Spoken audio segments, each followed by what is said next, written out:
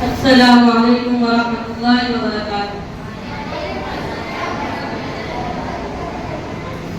सबसे पहले आप सबको आज हिंदी दिवस की हार्दिक शुभकामनाएं।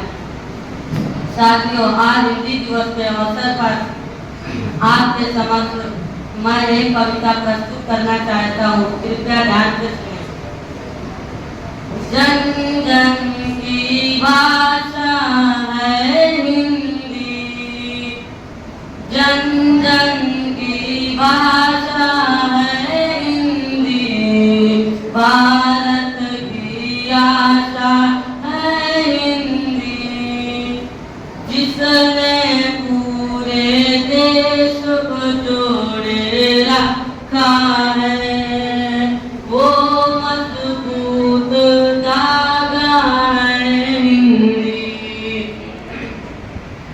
हिंदुस्तान की गौरव गाथा है हिंदी, एकता की अनुपम परंपरा है हिंदी।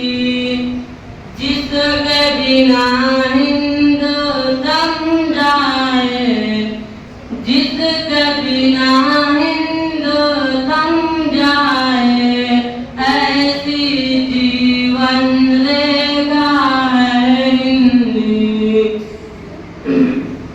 जिसने काल